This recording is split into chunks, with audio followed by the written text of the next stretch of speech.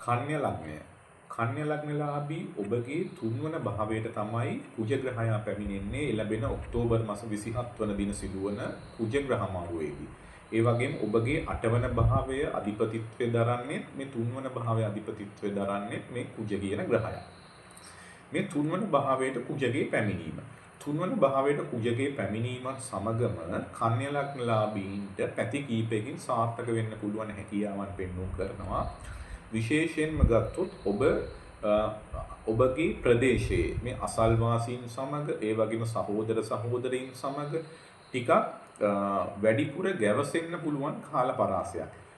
ඒ කියන්නේ ඔවුන් සමග එක්ව කටයුතු කිරීම, මූලිකත්වයේ අරගෙන කටයුතු කිරීම මෙන්න මෙතනදී ගොඩක් වෙලාවට මේ කුජ ග්‍රහ මාරුවේදී වෙන දෙයක් තමයි ඉදිරියට යන්න පුළුවන් හැකියාව, මූලිකත්වය ගැනීම මෙන්න මේ වගේ දේවල් ටිකක් වැඩිපුර වෙනදට වැඩි බලපෑත්වෙනවා.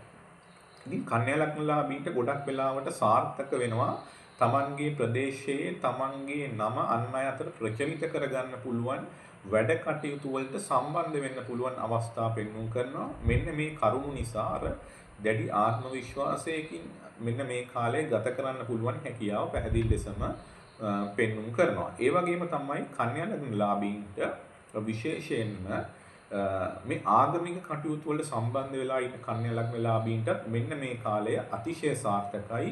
එතනදී Tamanගේ නාමය අන් අය අතර ප්‍රචලිත වීම, අන් අය Taman ගැන කතා බහ කිරීම. මෙන්න මේ වගේ දේවල් නිසා ආත්ම විශ්වාසයක් ගොඩ නැගෙනවා.